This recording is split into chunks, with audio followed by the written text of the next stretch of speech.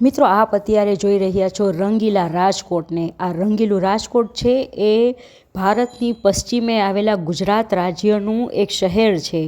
ગુજરાત રાજ્યનું ચોથા નંબરનું સૌથી મોટું શહેર છે. આ શહેર આજી નદીના કાંઠે વસેલું છે અને સૌરાષ્ટ્રનું સૌથી મહત્ત્વનું શહેર છે. રાજકોટ શહેરની સ્થાપના વિભોજી અજોજી જાડેજાએ કરી હતી. તેમણે પોતાના મિત્ર રાજુ સંધિની મૈત્રી જીવંત રાખવા માટે રાજકોટની સ્થાપના અને નામકરણ કરેલા હતા.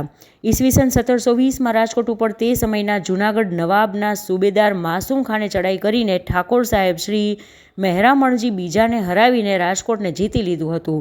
જેથી માસૂમ ખાને રાજકોટનું નામ બદલીને માસુમાબાદ કરી નાખ્યું હતું. પણ ત્યારબાદ 12 વર્ષ પછી એટલે કે ઈસવીસન 1732માં મહેરામણજીના પુત્ર રણમલજીએ પોતાનું સૈન્ય એકઠું કરીને માસૂમ ખાન ઉપર ચઢાઈ કરી અને તેને ઠાર માર્યો અને ફરી વખત પોતાના પિતાની ગાદી પાછી મેળવી હતી. જેથી ફરીથી તે સમયે ઠાકોર સાહેબ શ્રી રણમલજી જાડેજાએ આ શહેરનું નામ બદલીને મૂળ નામ રાજકોટ રાખ્યું. આમ રાજકોટના ઇતિહાસમાં ફક્ત 12 વર્ષ નામ બીજું રહ્યું હતું. ભારતના રાષ્ટ્રપિતા મહાત્મા ગાંધીએ તેમના જીવનકાળના પ્રારંભિક વર્ષો રાજકોટમાં જ ગાળ્યા હતા, કેમ કે તેમના પિતા દિવાન તરીકે રાજકોટમાં ફરજ બજાવતા હતા. અને લ્યો, વાતો કરતાં કરતાં આપણે આપણી ડેસ્ટિનેશન પર પહોંચી ગયા છીએ, એટલે કે રેસકોર્સ ગ્રાઉન્ડ પહોંચી ગયા છીએ. રેસકોર્સ ગ્રાઉન્ડમાં ખૂબ જ મોટું એક એક્ઝિબિશન આવ્યું છે, વેડિંગ અને લાઇફસ્ટાઈલનું એક્ઝિબિશન. તો આજે આ જે એક્ઝિબિશન છે એની મુલાકાતે આપણે આવી પહોંચ્યા છીએ. તો જઈને અંદર જોઈએ કઈ રીતનું છે અંદર કલેક્શન. આ એક્ઝિબિશનનો આજે છેલ્લો દિવસ છે અને ઘણા બધા લોકો અહીં આવી રહ્યા છે. અહીં જઈને જોઈએ એન્ટ્રી ટિકિટ જે છે એના શું ચાર્જીસ છે.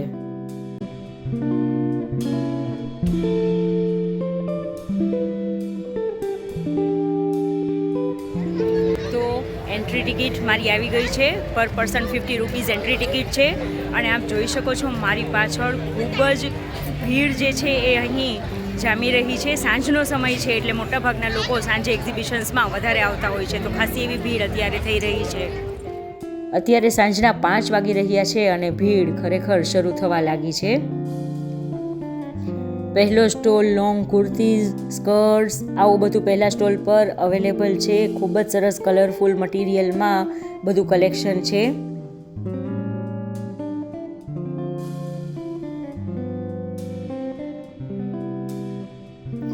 અને બીજા સ્ટોલ પર તો ડ્રેસીસની સાથે જ્વેલરી પણ મળી રહી છે. લેડીઝને તો મજા જ આવી જાય જ્યારે કપડાં હોય, જ્વેલરી હોય, શૂઝ હોય, આવું બધું હોય એક્ઝિબિશનમાં, એટલે પૂછવું જ શું. અને આ બધી જ વસ્તુ આ એક્ઝિબિશનમાં છે.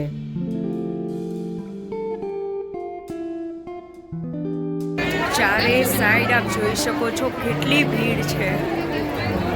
કોઈ બી સાઈડ જોશો ખાસી એવી ભીડ છે. કલેક્શન પણ ખૂબ જ સારું છે. કુર્તીઝ છે, ટોપ છે, પરફ્યુમ્સ છે, બાળકોના કપડાં છે, દરેક જાતની વસ્તુ છે, ડેકોરેશનની વસ્તુ છે, બધું કલેક્શન ખૂબ જ સારું છે.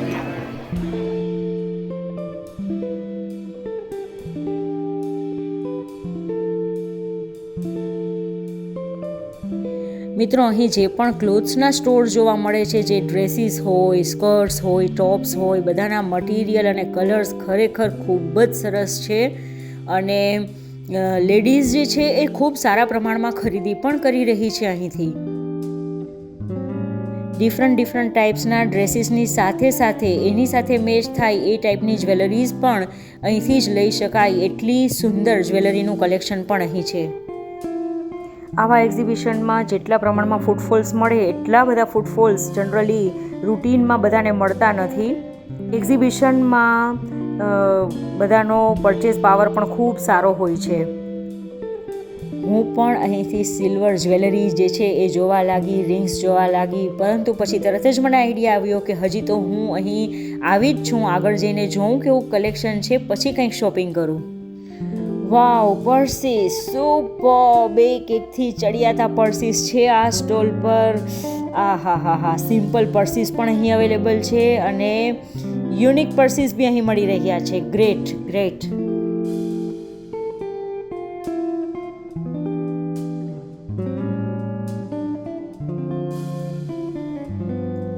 જ્વેલરીઝના સ્ટોલ્સ ઘણા બધા છે અને દરેક સ્ટોલ પર અલગ અલગ પ્રકારની ઘણી બધી જ્વેલરીઝ જોવા મળે છે અને દરેક સ્ટોલ પર બધી જ્વેલરી એટલી સરસ હોય છે કે આપણને એમ થાય કે કઈ આપણે લઈએ અને કઈ મૂકીએ. એક એક જ્વેલરીનો પીસ જે છે એ ખરેખર સુપર્બ છે. આપ જોઈ શકો છો કેટલું સરસ કલેક્શન છે. આહાહાહા. મિત્રો, આ એક્ઝિબિશનમાં માત્ર ગુજરાતના જ સ્ટોલ્સ નથી, ગુજરાતના જ સેલર્સ નથી, પણ ગુજરાત બહારથી પણ એટલા બધા સેલર્સ આવ્યા છે અને એમના સ્ટોલ્સ લગાવ્યા છે. તો કલેક્શન ખૂબ સારા પ્રમાણમાં છે. ખૂબ જ સમય થઈ ગયો છે, ખાસો એવો સમય થઈ ગયો છે અને અમને લાગે છે ભૂખ અને દેખાઈ રહ્યું છે પાછળ કેફેટેરિયા.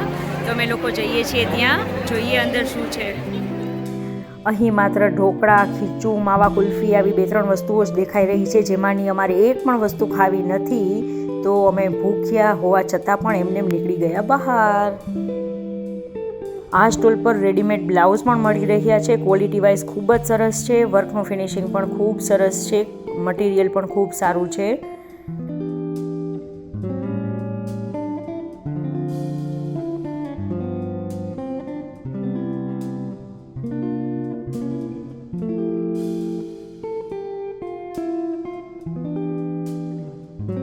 ખાસી એવી ભીડ છે, છતાં પણ જ્યાં જ્યાં શક્ય હોય ત્યાં હું આપને નજીકથી બધું જ બતાવી રહી છું. આપ જોઈ શકો છો કેટલું સુંદર જ્વેલરીનું કલેક્શન છે.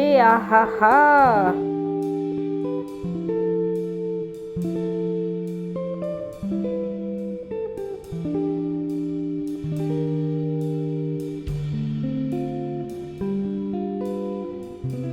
અને આ નાની બોટલ્સમાં છે પરફ્યુમ્સ. શું અટ્રેક્ટિવ બોટલ્સ છે અને શું ખૂબ જ જે સ્મેલ છે એ પણ કેટલી આકર્ષક છે. નાની બોટલ્સ ખૂબ સુંદર લાગી રહી છે. આ પરફ્યુમ્સ જે છે એ કારમાં પણ મૂકી શકીએ, કબર્ડમાં પણ મૂકી શકીએ, રૂમમાં પણ મૂકી શકીએ અને ટોયલેટ બાથરૂમમાં પણ મૂકી શકાય એ ટાઈપના પરફ્યુમ્સ હતા. અને ફરી પાછું પર્સનું કલેક્શન. વાવ, જસ્ટ વાવ.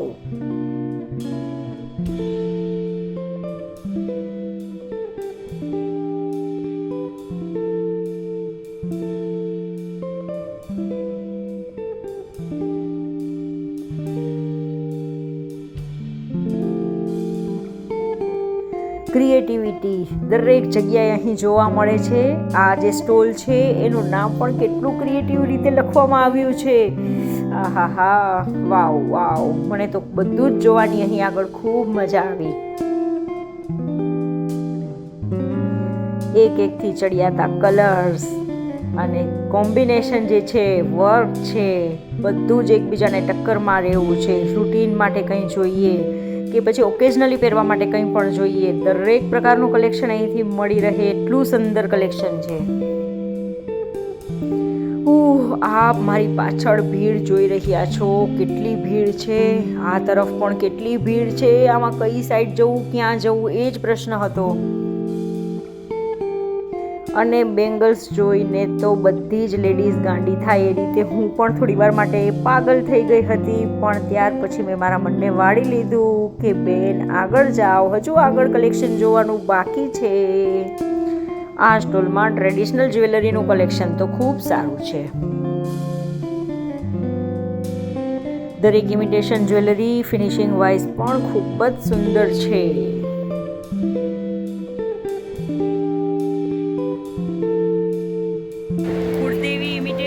અમદાવાદનું આ સ્ટોલ છે. ખૂબ જ સરસ ઇમિટેશન જ્વેલરી છે અહીં આગળ મળી રહી છે.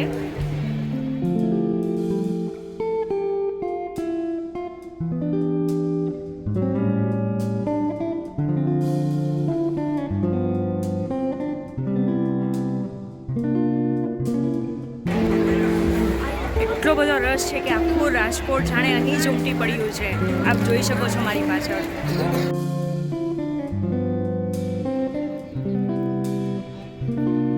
અહીંનું કલેક્શન પણ બ્રેસલેટનું ખૂબ જ સુંદર છે અને હવે એવું થાય છે કે ભીડ ખાસી એવી વધી રહી છે. હવે મને જે પણ ગમે એ હું શોપિંગ કરી લેવાની છું.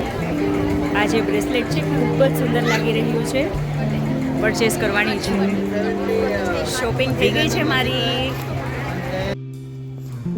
અહીંનું કલેક્શન મુંબઈનું છે. મુંબઈથી આ લોકોએ અહીં સ્ટોલ લગાવ્યો છે. દરેક જગ્યાનું કલેક્શન અલગ હોય છે. આ પણ અલગ જ છે.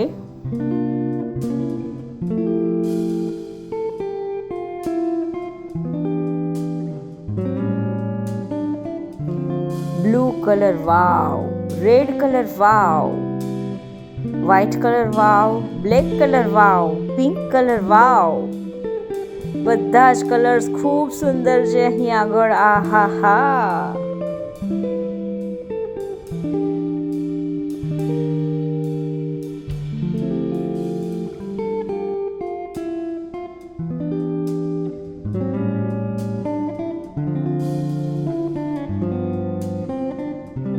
આ સ્ટોલમાં દરેક વસ્તુ હેવી રેન્જમાં મળે છે.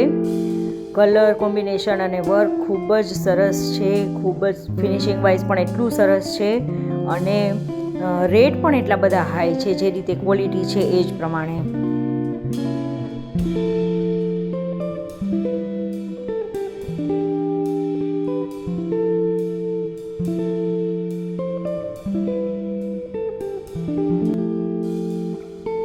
આ પ્રકારના એક્ઝિબિશન્સ જે છે એમાં બાયર્સને પણ ખૂબ સારું પડે છે અને સેલર્સને પણ ખૂબ સારું પડે છે. સેલર્સ માટે ઘણી બધી પબ્લિક જે છે એ 2 કે 3 દિવસની અંદર મુલાકાત લે છે. તો એમનું જે છે એ સારો એવો એ લોકોની પબ્લિસિટી થાય છે. અને બાયર્સ માટે પણ એટલા માટે સારું છે કે દરેક જગ્યાનું કલેક્શન અને ખૂબ સારું યુનિક કલેક્શન એમને એક જ જગ્યાએથી મળી રહે છે. થોડો સમય વધુ લાગે છે, થોડી ભીડ સહન કરવી પડે છે, પણ ખરેખર દરેક પ્રકારનું કલેક્શન જે છે એ તમને અહીં આગળ મળી રહે છે. અને જો કોઈ નજીકનો પ્રસંગ આવવાનો હોય તો આવા બધા એક્ઝિબિશન્સમાંથી ખૂબ જ સારું એવું શોપિંગ આપણે કરી શકીએ છીએ. દરેક વસ્તુ પ્રસંગને અનુકૂળ પણ અહીં મળી રહે છે. Fancy collection, traditional collection, real સિલ્વરમાં પણ આપણને જો જોઈએ તો કલેક્શન અહીં ખૂબ સારું છે. અને ઇમિટેશન જ્વેલરીઝ જે છે એ પણ ખૂબ જ સારું એવું કલેક્શન અહીં મને જોવા મળ્યું.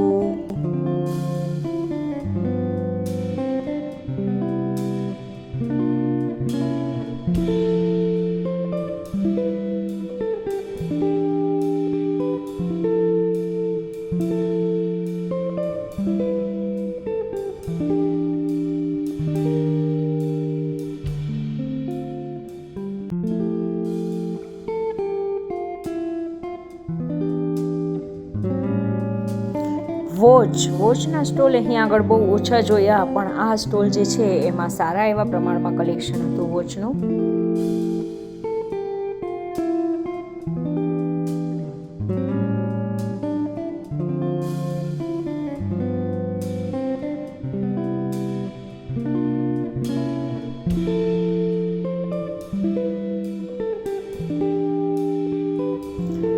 ચપ્પલ અને શૂઝના સ્ટોલ્સ પણ ખૂબ ઓછા હતા, પણ અહીં બહાર નીકળી રહ્યા હતા તો મેં 2-3 સ્ટોલ્સ જે છે એ ચપ્પલ અને શૂઝના જોયા.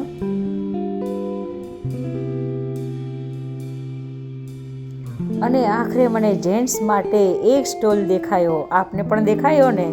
તો અહીં જેન્ટ્સ માટેના કુર્તાઝ જે છે એનો પણ એક સ્ટોલ હતો.